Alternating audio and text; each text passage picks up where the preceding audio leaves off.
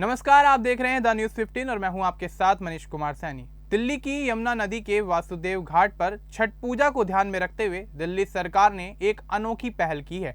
यहां गंगा के फिल्टर किए गए जल से एक कृत्रिम तालाब तैयार किया गया है, जिससे श्रद्धालु स्वच्छ और पवित्र जल में स्नान कर सकें।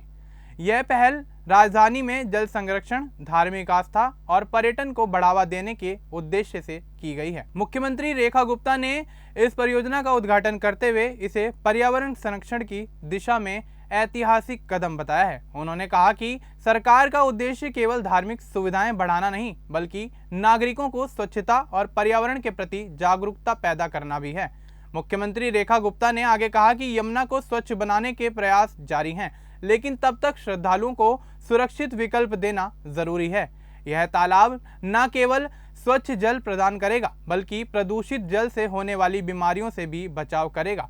यह कृत्रिम तालाब दिल्ली जल बोर्ड और पर्यावरण विभाग की संयुक्त परियोजना है। इसमें गंगा से लाया गया शुद्ध जल लगातार फिल्टरिंग प्रक्रिया से गुजरता है और इसे यमुना के जल से प्रत्यक्ष रूप से नहीं जोड़ा गया है, ताकि प्रदूषण का इस पर कोई असर न पड़े। तालाब के चारों ओर हरियाली और बैठने की विशेष व्यवस्था की गई है, जिससे यह स्थान धार्मिक आस्था के साथ पर्यटन केंद्र के रूप में भी विकसित हो सके। हालांकि इस पहल को लेकर राजनीतिक विवाद भी खड़ा हो गया है। आम आदमी पार्टी ने इसे राजनीतिक दिखावा करार दिया है। पार्टी के प्रवक्ता सौरभ भारद्वाज ने कहा कि यह कदम यह स्वीकार करने जैसा है कि सरकार यमुना को साफ करने में असफल रही है। उन्होंने आरोप लगाया कि करोड़ों रुपए इस कृत्रिम तालाब पर खर्च किए गए, जबकि वही बजट यमुना की सफाई में लगाया जाता तो वास्तविक सुधार संभव था। आप नेताओं का कहना है कि यह परियोजना धार्मिक भावनाओं को साधने का प्रयास है, खासकर चुनावी वर्ष में।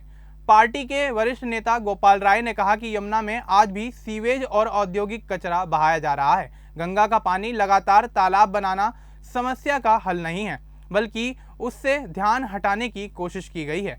उन्होंने सरकार से यमुना की सफाई पर पारदर्शी रिपोर्ट जारी करने की मांग की।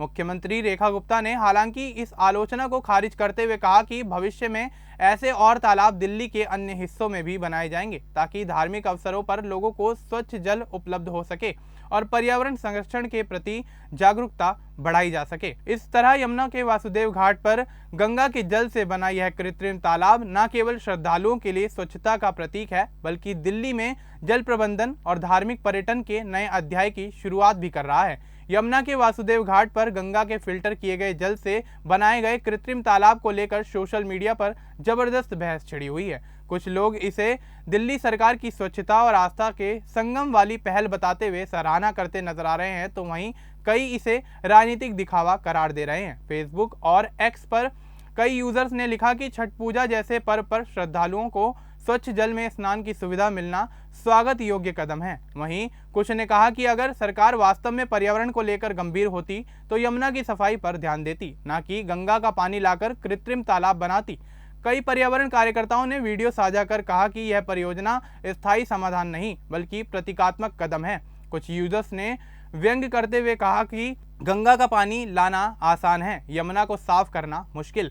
कुल मिलाकर जनता दो हिस्सों में बटी दिख रही है। एक ओर लोग इसे पर्यावरण और श्रद्धा के लिए सकारात्मक पहल मान रहे हैं, तो वहीं दूसरी ओर आलोचक इसे चुनावी वर्ष का प्रचार स्टंट बताते नजर आ रहे हैं। तो दोस्तों, दिल्ली में बनाए गए तमाम छठ घाटों को लेकर आपका क्या कुछ कहना है, और आम आदमी पार्टी और भारतीय जनता पार्टी की दिल्ली सरकार के बीच छिड़ी इस बहस को लेकर आप क्या कुछ कहना चाहते हैं, कमेंट बॉक्स में हमें जरूर बताएं। बाकी इस तरह की और अपडेट्स के लिए आप बने रहें द न्यूज़ 15 के साथ।